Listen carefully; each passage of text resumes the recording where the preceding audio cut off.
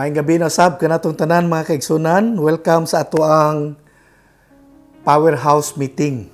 Salamat sa Ginoo sa lain na pod nga higayon nga makahimo kita sa pagpadayon sa atong mga pagsangkap. Welcome mga pastors, mga churches nga nagasunod nining ato ang streaming, atong mga primary leaders uban sa ilahang mga team of 12 nga kanunay nagasunod gyud niining ato ang pagsangkap. Salamat sa Ginoo sa inyong mga kinabuhi. May the Lord bless you more and may the Lord empower you with His strength and wisdom aron aning tuig 2022 mahimo tang mas magmabuhangahon pa alang sa kahimayan sa atong Ginoo. So karong gabi padayon ta sa ato ang pagsangkap. Tonight, I will be sharing to you about focus. Kanang pagtutok. Nganong importante kaayo nga doon natay pagtutok. Unsay kinahanglan natong tutukan sa kinabuhi. No? Unsay mahimo kanato sa atong pamilya o sa atong mga ministry kung kita dunay klaro nga pagtutok, no, sa mga importanteng butang. So, let us pray as we start with our equipping tonight. Dear Lord, in the powerful name of Jesus Christ, we come before you in your throne of grace, asking for your presence, Lord, to be upon us tonight as we study and learn more, to be equipped more with your Holy Spirit. We ask, dear God, for spiritual understanding be upon us so that everything we heard today will help us, Lord, stand stronger and become more productive this year 2022. We ask, dear God, for your blessings upon everyone. Gikan sa mga pastors, mga primary leaders, mga churches nga nagasunod ani nga equipping. Salamat nga ikaw Ginoo mamuhat in a very special way upon every one of us. We commit our lives to you tonight and we ask your precious blood to cover us. This we pray in Jesus' name. Amen and amen. So, doon na tayo gamay nga exercise buhaton. No? So, ibutang imong kamot. No? Ibutang imong kamot sa imong atubangan para sa ani.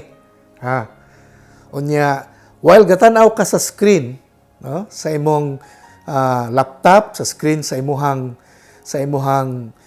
cellphone o sa imong television set, no?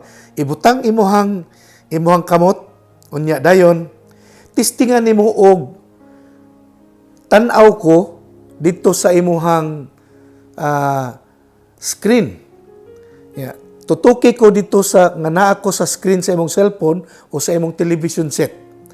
Tutuki ko maayo, makita ko nimo? Okay. Unya, unsa imong naobserbahan? Ang imong kamot nga duol sa imuha, hanap, di ba no? Kay ako nga nasa screen, mo imong gitutukan. Karon balihon na to. While itapad ko nimo, na ako sa screen, itapad nimo sa imong kamot, this time, imong tutukan ang imong ng kamot. Tutukan nimo imong kamot. While makita sad ko nimo sa unahan. Pero imong tutukan ang imong kamot. Unsa imong naobserbahan? So, klaro imong kamot, pero hanap ko nga nasa screen. Tama? Now, nganong inaana man na siya? Because our eyes can only focus on things at one distance at one time. Kining ato bitang pagtutok, usara gyud ang rumbo ani. Dili siya pwede mulantaw og duha ka butang sa usa ka higayon. Usa lang ka butang ang iyang makita sa usa ka higayon. Mo na nga kun imong tutukan imong kamot, ang tanang butang palibot sa imong kamot, hanap na siya tanan. Pero kung imo kong tutukan sa screen, ang ubang mga butang hanap usab. Tungod kay kining atong pagtutok, kining atong mga mata, makakita lang sa usa ka butang, sa usa ka higayon. Ana na siya. Paminaw pag-ayo ani. Focus can be our best friend or can be our worst enemy. Kining atong focus di ay pwede ni mahimo natong suod kaayo nga alalay. Suod nga higala. Pero pwede pudning mahimo natong bugat kaayo nga kontra. Sa unsang paagi, when we keep our focus on right things, it becomes our true friend. But if we focus on wrong things, it becomes our worst enemy. So kung ang atong pagtutok ngadto sa importante ug maayo nga mga butang, ang atong pagtutok amigo na nato, mo pabor na sa ato.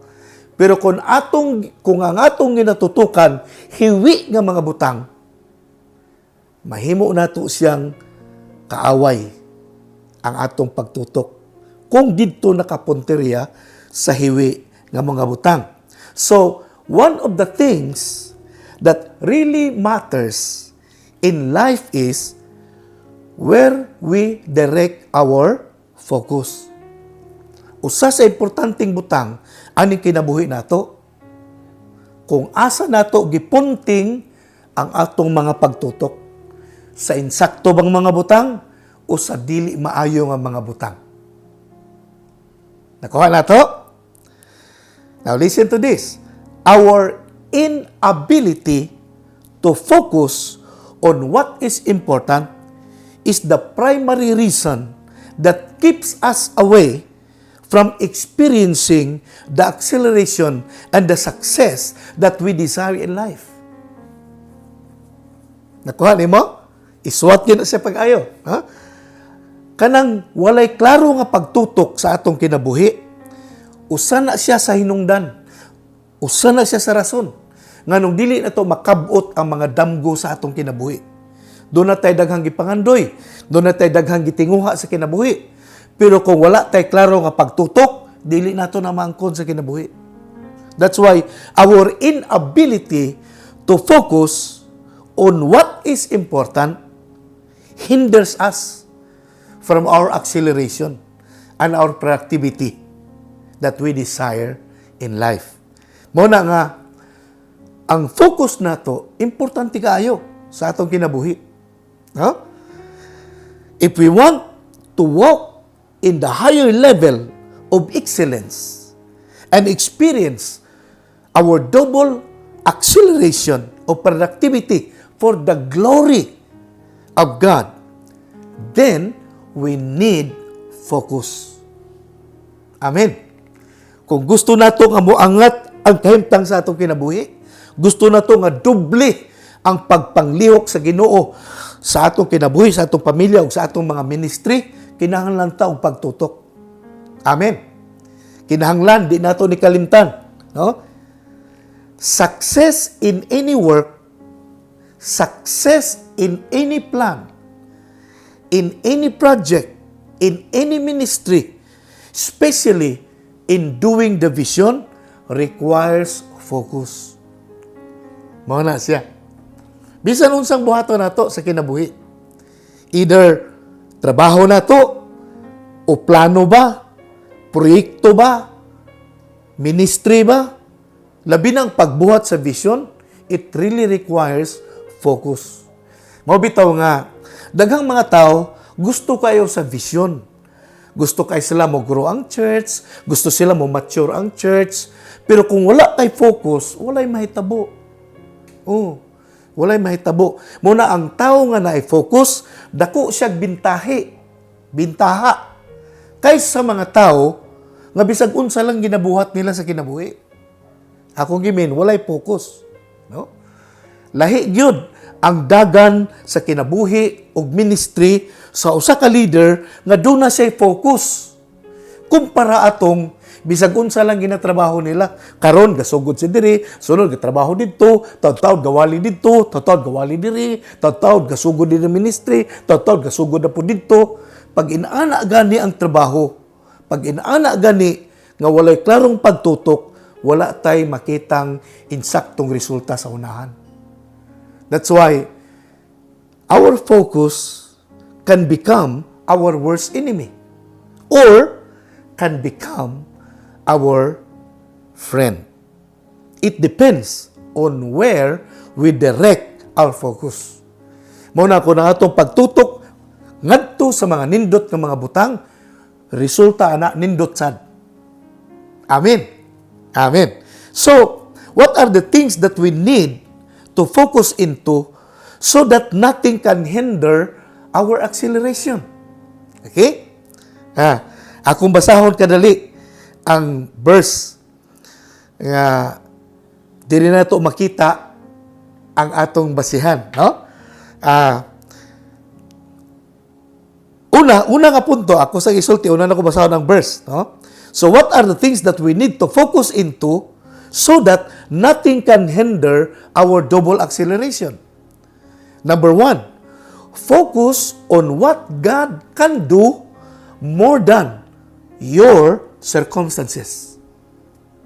So unsang dapat atong tutukan para dili mapugnan ang atong pagbulhot sa atong pag-abante sa kinabuhi? Ingon dinhi, focus on what God can do more than our circumstances. Acts chapter 16 verse 23, no? Tanaw na to ang kinabuhi ni Paul o ni Silas, ha? Ingon ang verse 23, they were severely beaten and then they were thrown into prison. The jailer was ordered to make sure they did not escape. Verse 24, so the jailer put them into the inner dungeon and clamped their feet in the stocks. Verse 25, around midnight, Paul and Silas were praying and singing hymns to God, and other prisoners were listening. Now, unsay nakita nato dinhi? Ang background aning story, ang mga verses prior aning gibasa nato nga text, si Paul ug si Silas nagbisit sila sa temple to pray. Human silang prayer, nigawas sila sa temple, na ay babae nga gasunod-sunod sa ilaha. Gasingit-singit. Kini mga tao ni sila sa Dios. Mao ni sila ang magwali sa inyo unsaon nga maluwas mo. Ana. So, dani babae nga gasingit-singit. Unya na baniog nga kining bayhana mananagda siya, no? So gasunod-sunod siya kang pulog kang Silas nya gasingit kining mga tawhana, mga alagad ni sa Dios, sila ang musulti kaninyo, muwali kaninyo unsaon para maluwas kamo. Uy, nadugay kay na murabag na disturbo si Pablo sa tuyok-tuyok aning babae nga gasingit-singit, no? Gasunod-sunod kanila. So nihunong si Pablo, yatubang nga babae. Siya, in the name of Jesus, pahawa Satanas. Nikalagiw ang demonyo nga gagaw ang atong bayhana. Kay di ay that girl was demon possessed. Mo nang usahay makapanagna siya, ano ba? So karon nahitabo naa di ito siya pinanser katong babae. Perting sukua. Kay ang una-una sa pinanser, mawala itong negosyo ani kay matag panagna di atong babae na mo bayad ang mga tao nga iyang gina tagna kung unsa ilang kahimtang sa kinabuhi, unsa ilang kaugmaon, ana. So ang pinanser karon nasuko kay katong babae na deliver man siya, nahawas man tong daotang espiritu nga naggawong sa iya. Sa diyang gingin lang ni Pablo. Di karon sa kasuko sa pinansyer, gisugo niyang mga tao nga tabangan si Pablo ug si Silas. Hangtod nga nakita sa ilang mga city officials ang nahitabo. Unya ningon tong city officials nga, sige, tabangi silang bunal.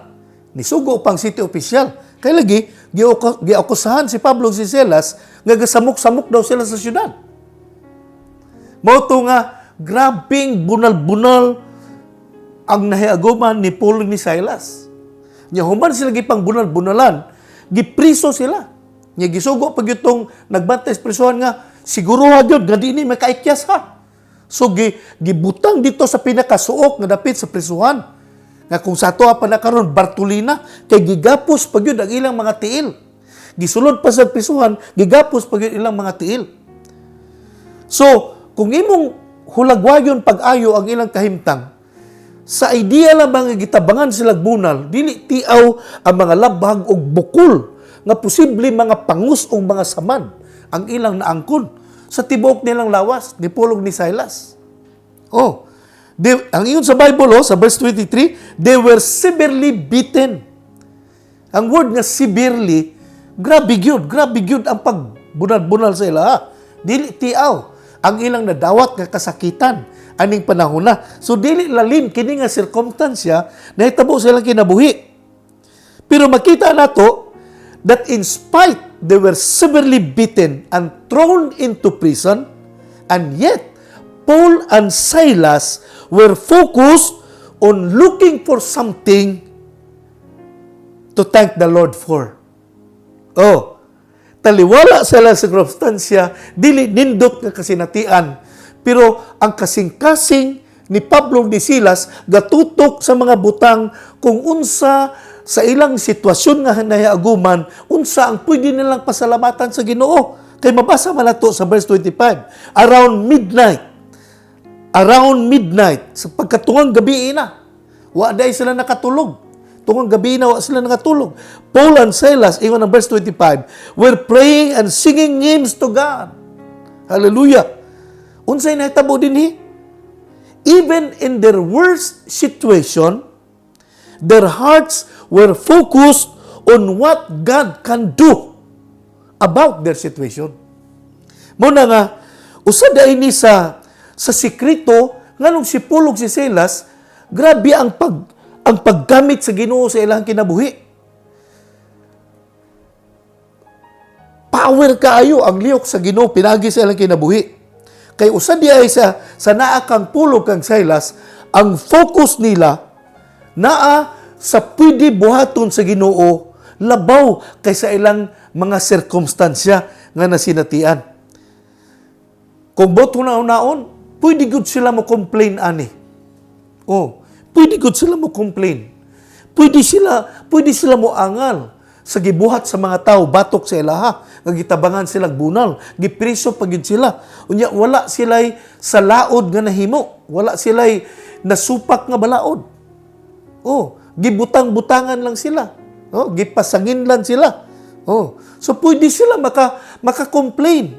Just like what many people do in times of circumstances. Tama ba? Siguro imagine ba kung ako ani nga kahimtang, nagwali ko, nag-share ko sa pulong sa Ginoo, taod-taod na nangabot nga mga tao, nagdalag puspos o bunal, gitabangan ko bunal o gipapriso ko. Tingali ambot, ulbo tingali akong kaspa. Muangal gyud tingali ko. Ako siguro idala ang akong kaso nga to sa kapitan sa barangay. Kung di maminaw, muadto na ko sa City Hall. Kay mo na ginahimo sa daghang mga tao. And yet, si Paul si Silas, they choose praying and worshiping God in spite of their circumstances. Mo ni nakalahi ani nga mga disipulo. Kaysa ubang mga tao. Kay pag-abot sa sirkumstansya, pag-abot sa kalisdanan, pag-abot aning problema nga ilagi sa gubang, bisag naa sila rason nga mo complain. And yet, they choose to pray and worship the living God. Why? Because their focus is on what God can do more than their circumstances. Hallelujah. Now, ang pangutana, nganong worship man ang gipili ni Paul ug ni Silas? Now, one reason, because worshiping take our eyes away from our circumstances and draw our hearts closer to God. Oh, that's what worship can do. Kung nata taliwala sa mga problema, taliwala sa mga kalisdanan, taliwala sa mga pitos nga kahimtang sa kinabuhi, inay magbagulbol, piliun na to ang pagsimba sa Ginoo, piliun na to ang pagdaig sa Ginoo, piliun na to ang paghimaya sa Ginoo. What will happen? Our worship will take away our eyes on our circumstances and turn our hearts closer to God. Mao na nga kana bitang mga tao nga masimbahon sa Ginoo, dili kay na sila tig-angal. Bisan tuod na ata sa pandemic, no? Na may madungog nimong mga tao nga sige lag bagulbol, sige lag angal, pero katong mga tao nga masimbahon sa Ginoo, wala sila gaangal kay kabalo sila ang ila magong focus naa sa kung unsay pwede mahimo sa Ginoo more than over their circumstances. Mao na nga ang mga tao nga masimbahon, cool kay sila. Cool kay sila, relax lang sila. Kay kabalo sila nga pwede dunay buhaton ang Ginoo in spite of everything that happens to us. Ana siya. Worship takes away our eyes from our circumstances. Worship. Because when we worship, we see God. When we worship, our heart is lifted in the presence of God. Hallelujah. Or, ang presensya sa Ginoo mo kunsad sa atong kinabuhi. Sa dihang kita magsimba sa Ginoo. Hallelujah. Mao na nga, kini ang nakita na nako dinhi nga gihimo ni Paul o ni Silas. Mas gipili nila nga simbaho na Ginoo tungang gabi. Tungang gabi na. Ang uban nangatug na. Sila nagsimba sa Ginoo. Hallelujah. In the midst of their circumstances. Worshiping change our focus from what's wrong with us into what's right with God. Ana siya. Ang pagsimba sa Ginoo, mao ni siya ang musibog sa atong focus, layo sa atong unsa may hiwi na hitabo sa atong kinabuhi, ngadto sa unsa ang pwede buhaton sa Ginoo. Hallelujah. Hallelujah. Pero worship does not necessarily change our circumstances all the time. But it will change our hearts in the midst of our circumstances. Wala siyang idea. Ang pagsimba sa Ginoo, dili na siya muusab sa atong problema sa tanang panahon. No? Dili sa tanang panahon mausab ang atong circumstansya sa diyang nagasimba ta sa Ginoo. Pero ang siguro mo ni, mausab ang atong kasing-kasing in the midst of our problems. Mao man na importante gud. Kay sa Ginoo, ang importante sa iya ang atong heart. Pag ang atong heart insakto, kaya lihukon sa Ginoo ang mga sirkumstansya sa atong kinabuhi. Kaya tandugon sa Ginoo, kaya balihon sa Ginoo ang mga sitwasyon sa atong kinabuhi. Kung ang atong kasing-kasing naa kanunay sa Ginoo, diha sa pagsimba. Hallelujah. That's what worshiping God can do. Ikaduhang idea, worshiping restores the joy of our salvation. Ang pagsimba sa Ginoo kanunay mo padilaab sa atong kalipay diha sa Ginoo. Hallelujah. Yes, it's not easy to worship God when everything seems to be going wrong. Kana bitong moagi ta sa mga sitwasyon nga matingala ta nga naunsa naman ni nganong permanent problema naman ni nganong lisod ni kayo. Ana bitaw? Pag inana ang mga sitwasyon gagahitabo sa atong kinabuhi, dili gyud tiaw, dili sayon magsimba sa Ginoo. Pero gibasa na ko ang istorya ni Paul ug ni Silas. Nahimo man nila ang pagsimba sa Ginoo. Hallelujah. Because Usually man God, usually we people, we focus so much on the problem that we no longer see the bigger picture of what God can do. Mao na usahay ang sitwasyon ba? Kita ang mga tao, pag naata sa problema, diha mo gudayon ang atong focus sa problema. Mao nang di na ta makakita sa pwede buhaton ni God sa atong kinabuhi. Kaya nga atong focus na naman sa problema. Oh. Pero kung ang atong focus na sa Ginoo, hallelujah, makapamuhat ang Ginoo sa atong mga problema. Ana siya. Ana. Muna din si Paul and si Silas, ang ilang focus na agad sa Ginoo. Muna in the midst of their troubles, they worship God. Hallelujah. They worship God. Unya, bisan daghan nilang bukol og mga pangus nga gibatay silang lawas, and yet they rejoice in the Lord. Hallelujah. Ambot unsa ang ilang gipangkanta kay wala man gyud sa Bible unsa gipangkanta na dinhi, pero nagtuko nga bibo ilang kanta dinhi kay naminaw gud ang ubang mga priso. Ang ubang mga gwardiya ganin nakadungog sa ilang mga pag-awit. Hallelujah. Yes, dili tuod lalim, dili tuod sayon nga makadaig ta sa Ginoo kung naa ta taliwala sa mga problema. But one of the purest form of worship is when we worship God even we don't feel like doing it, especially in our difficult situations. That's why people who loves worship still rejoice even in the midst of their circumstances. Muna ako nung obserbahan. Gikan ka Paul ug kang Silas. Nganong dili maupos ang ilang kadasig sa Ginoo? Nganong dili maupos ang ilang kalayo diha sa Ginoo? Nganong dili maupos ang ilang kalipay diha sa Ginoo? Tungod kay ilang sekreto, nag-focus sila sa Ginoo. Unsay mahimo sa Ginoo labaw kay sa ilang sirkumstansya. Mo nang imbis mo bagulbol sila sa nahitabo silang kinabuhi, they sing their praises and worship to our living God. Mo na kabalo mga igsoon, ang pinakaputli nga pagsimba dili nang panahon nga hayahay ta. Dili nang panahon nga dagaya ang atong kinabuhi. Kay dali ra man ta magpakpak sa Ginoo, lukso-lukso, thank you Lord. Kay lami man atong sudan. Kay lami man atong ginhawa.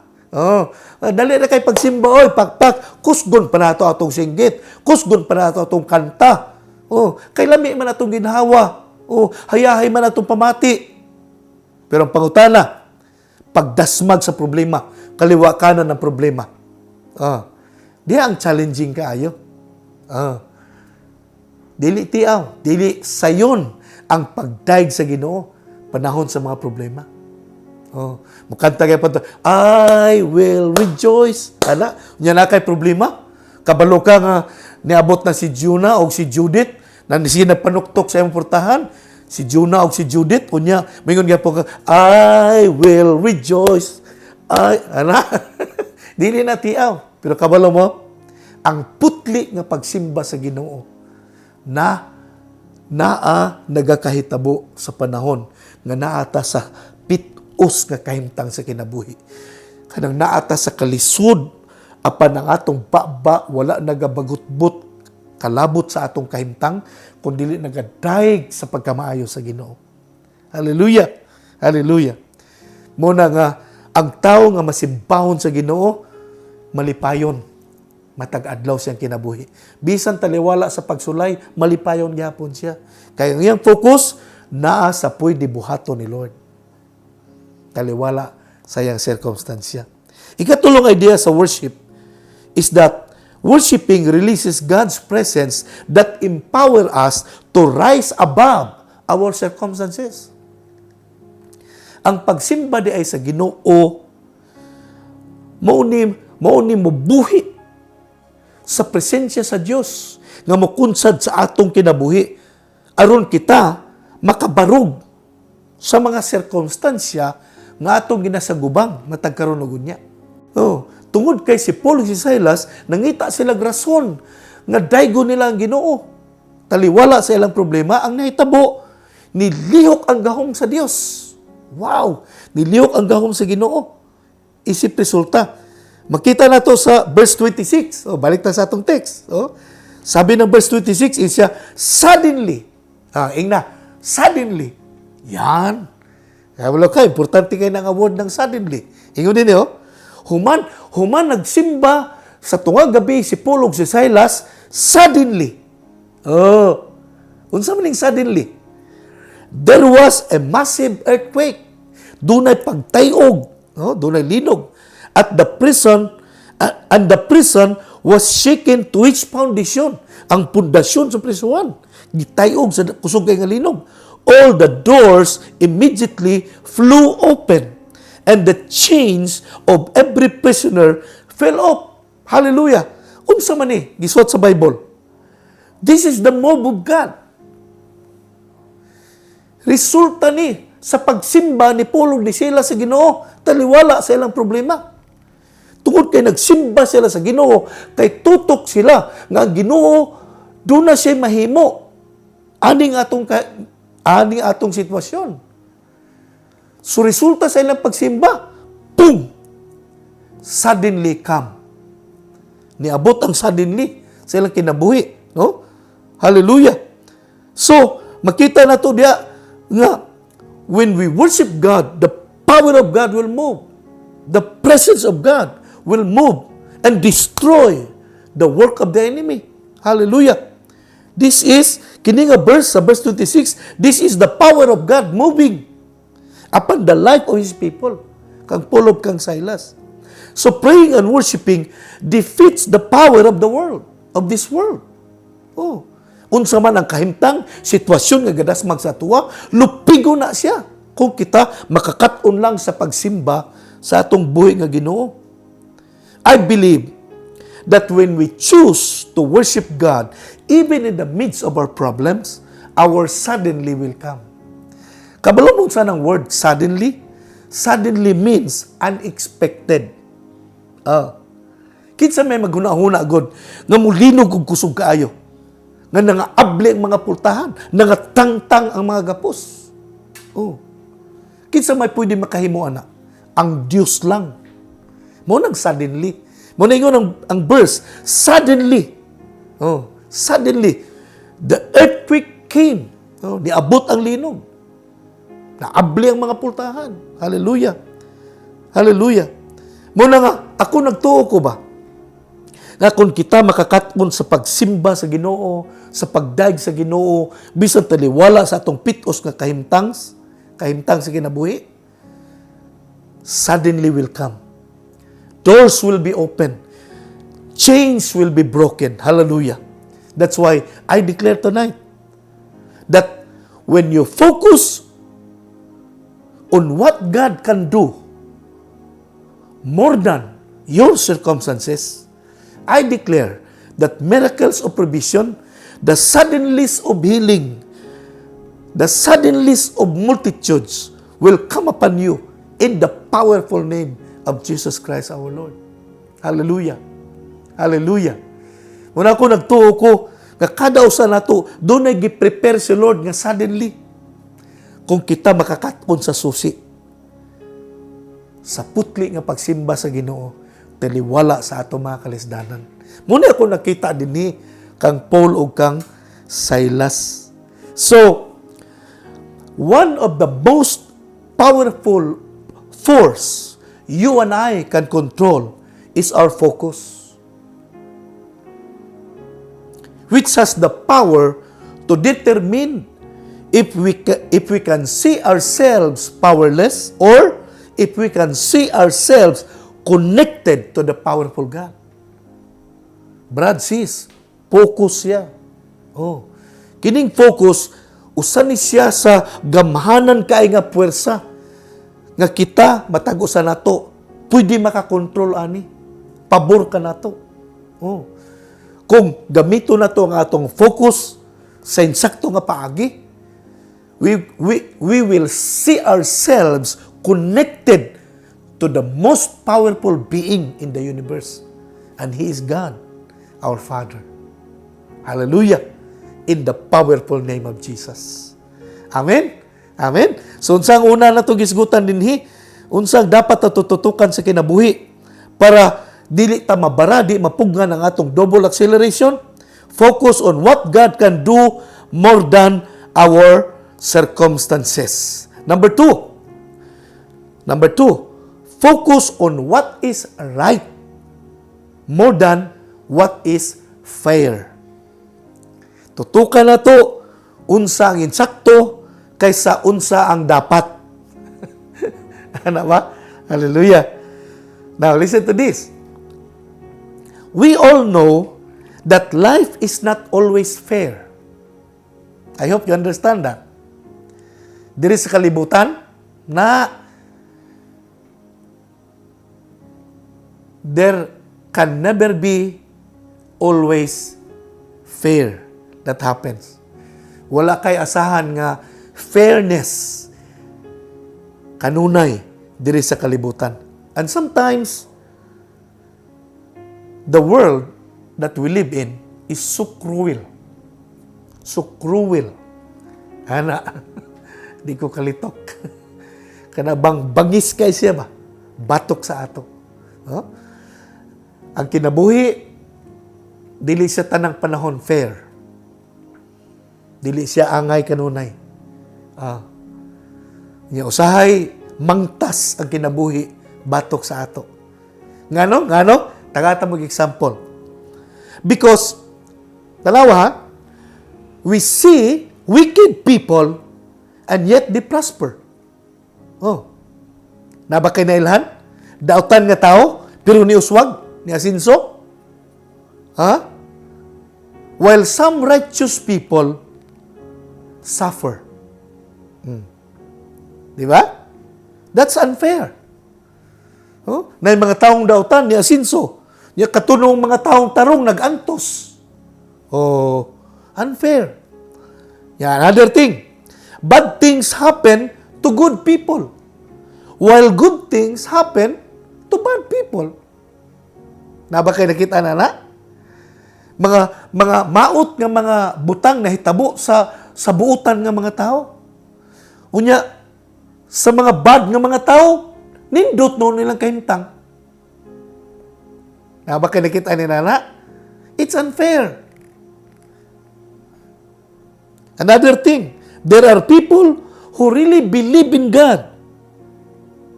And yet, worse things happen to them. While there are people that don't really believe in God. And yet, good things happen to them. Ana, that's unfair. That's why this life is not always fair. And sometimes it is cruel. That's why when we focus on what is fair, we will be disappointed. We will be discouraged. Kung mangita kita unsay para fair gyud kaayo ana, madiskurahay na lang ka. Lisod nato na makitaan. But if we focus on what is right, it will set us free. Amen. Amen. Hallelujah. So what shall we do when unfair things happen to us? Duha ka butang gusto na ko i-share. Pananglit lang ba? Mahitabo sa imo ug sa akong kinabuhi ang mga unfair nga mga butang. Unsay atong buhaton? Number 1, do not accept the lies that try to make you think that you are a victim. Ayaw dawata ang ideya nga moabot sa mga una-una nga murabag mutuo ka, nga biktima ka. Naman goy mga sitwasyon bitaw nga mahitabo nga feeling nato unfair sa ato. Unya tungod kay unfair ang nahitabo, moingon neta biktima ko diri. Gibutang-butangan ko ani. gidaot ang akong reputasyon. Oh, giguba ang akong disposisyon sa kinabuhi. It's unfair, ana. Di ba? Maana din ng tao. Oh. Pag na'y unfair nga mga butang mahitabo sa tua, muulbo nga atong kaspa. Unya, muabot ang ideya ba, musulod sa itong una-una, nga mura tagpatuuhon bitaw nga biktima ta. Brad, sis, you are not a victim. You are a child of God. Hallelujah. You are not an ordinary person. You are an extraordinary child of God. You are not the tail. You are the head. You are not beneath. You are above. Hallelujah. You are a special child of God. Amen. Amen. Hallelujah. Muna nga, pag na'y unfair nga mga nahitabo, sagdi lang na siya. Ayaw tutok diha. Kaysa kinabuhi diri, unfair. Kumuna mahitabo. Pero ayaw na tutuki. Tutuki unsay insakto. Dito ta sa insakto. Kay mo to'y mapahigawas ka nato. Amen? So, do not accept the lies that try to make you think that you're a victim. Number 2, spend at least, paminawan ni, spend at least 5 minutes, or it depends to you, every morning, reflecting God's gift and His goodness to you. Kana bitaw, pagbangon nimo sa imong higdaanan, ayaw og lakaw dayon unsay buhaton nimo, ayaw. Muhunong sa kakadali. Pagbangon nimo, hunong sa kakadali. Unya, pamalandungi ang pagkamaayo sa Ginoo. Oh. Pamalandungi ang pagkamaayo sa Ginoo. Oh. Pamalandungi ang mga butang nga gihatag sa Ginoo sa imuha. Oh, nakamata pa ka, nakabangon pa ka, nakakaon pa ka, hallelujah. Oh, nakaginhawa pa ka, libre ang hangin nimo. Oh, ano bitaw? Ya pasalamatan ng Ginoo. Nangunong kinalabuhato nato ni, dako ni siya ikatabang nato, para ang atong focus nasa insakto. Na, unsay ingon sa Bible, Salmo 103, versikulo 1, insa dinhi, let all that I am praise the Lord with my whole heart. I will praise His holy name. Verse 2, let all that I am praise the Lord. May I never forget the good things He does for me. Sa abang translation, forget not the benefits that the Lord has given us. Sa abang translation, kalimti ayaw ang mga benepisyo nga gihatag sa Dios kanimo. Sa abang translation, ala pagkasulti. Unsay benepisyo gihatag ni God sa tuwa? Sa verse 3, He forgives all our sins. Wow! He heals all my diseases. Oh! He redeems us from death and crowns me with love and tender mercies. He fills my life with good things. My youth is renewed like the eagles. Kini, daghan kay ni, kana lang, kini sa verse 3, He forgive all my sins. Kana mabuntag bitang ubangon ko, maguna-una ko ba Ginoo? Mulingkod ko, magtanaw ko sa kong palibot. Kasi kung ano alabay ko laka, na naman dahi ko'y balay, oy. Gibless mo dahi ko ni Lord aning balaya. Gikan sa kong kwarto, makita na ko, kay salamin akong bongbong, makita na ko kong palibot. Ikaw Ginoo, salamat kaayo. Salamat kaayo aning lugar, Lord, gihatag nimo sa amoa. Kung una-unaon lang ako, kinsa man ko nga tagaan sa Ginoo ginani. Sa batanon pa ko, wala may maayong nakita sa akong kinabuhi. Puros man binuang akong gawi. And yet God has forgiven all my sins. Kamulo mo, kanang gatubang ko sa inyo ba? Kasi kung una-una ko Ginoo, dili mo ni maong trabaho ginahimo na ko sa ano, puros mo to binuang. Pero karon niya ako, gawali ko sa imong ebanghelyo, gawali ko sa imong mga pulong Ginoo. Ay ko nga, Lord, grasya ning tanan nga akong nadawat sa Ginoo. Oh. Wala, dili maabot sa kung una-una ba Ang grabe kadako sa kaluoy sa Ginoo nga yang gihatag kanako. Mana bisag kana lang gud akong naon kana kaluoy sa Ginoo. Naay mga panahon maghilak ko sa akong kaugalingon. Gahilak ko ba? Kaya may nunduman ako nga sa una, asa ra magugul, lakaw-lakaw. Unsa ra magud taon akong kinabuhi, oy.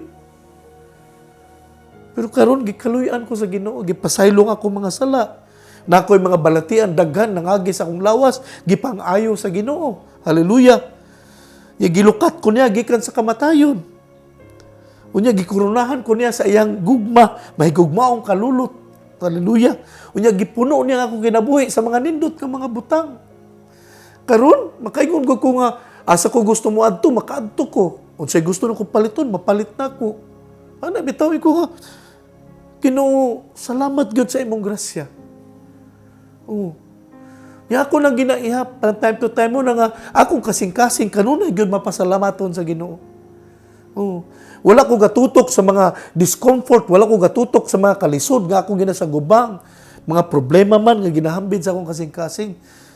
Ako ginatanaw ang pagkamaayo sa Ginoo sa akong ginabuhi. Oh.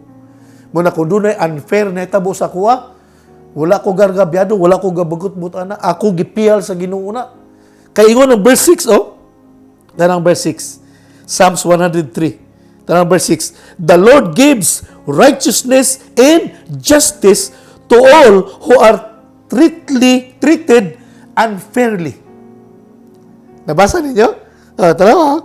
The Lord gives righteousness and justice to all who are treated unfairly.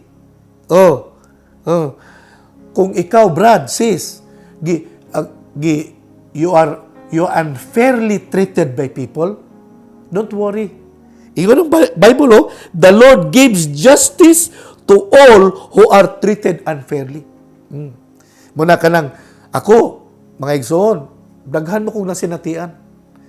Nga, kung akong tanawon lang sa akong kaugalingon, unfair kaayo ang mga panghitabo sa akong kinabuhi.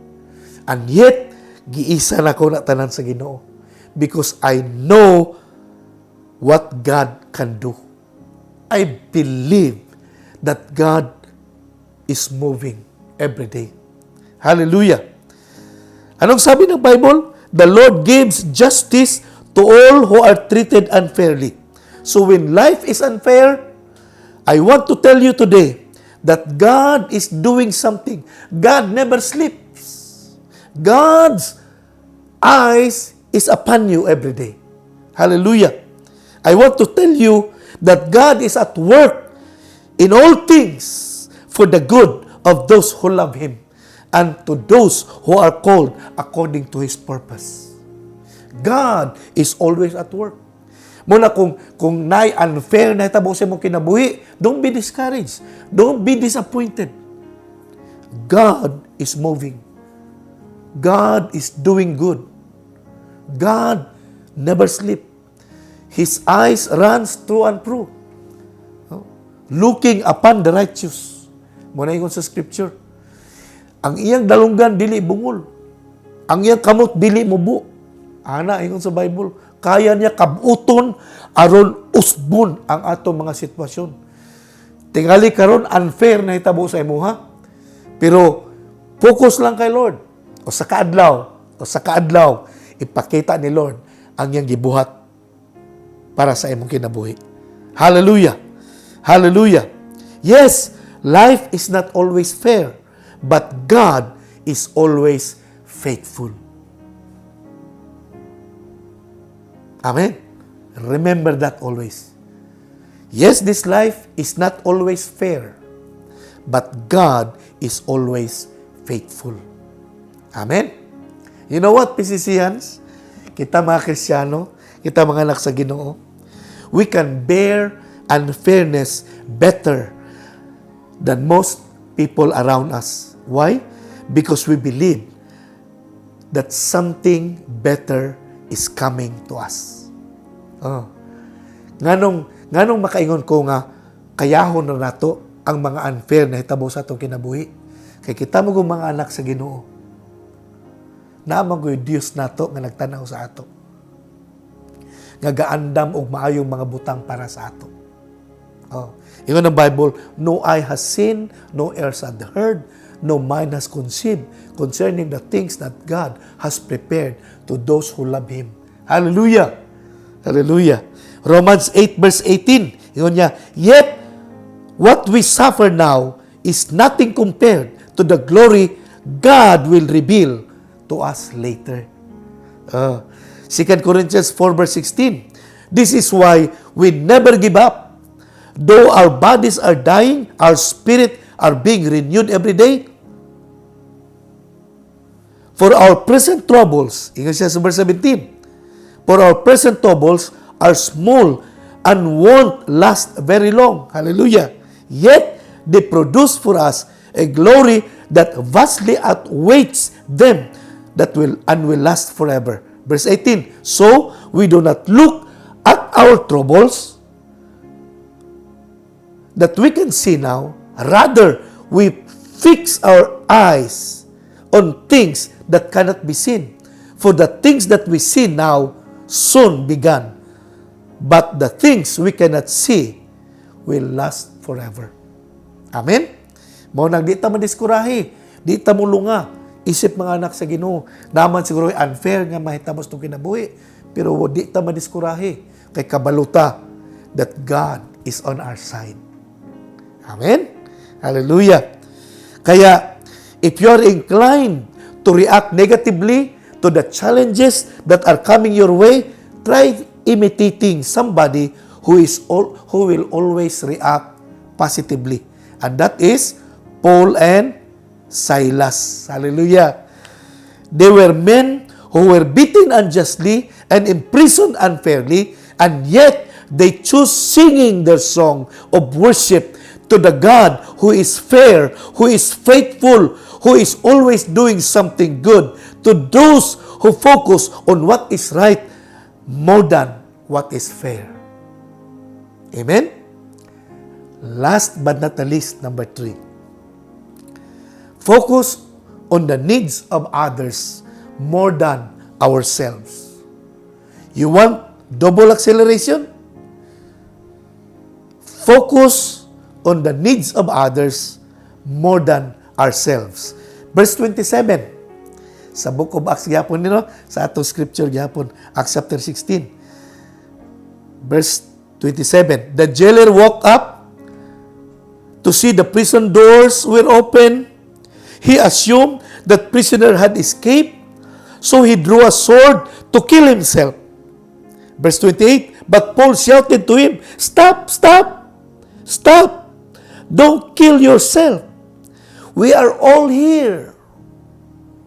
Now, ngano nagsulti si Paul, anak? Oh. Nganong gitanaw niya ang jailer, ang gwardya. Sa diyang magtubok na uta siya. Kay nakita niya, aberto naman ang mga portahan, nakatangtang ng kadina. Imbis magpakamatay uta siya, sigit si Pablo, ayaw.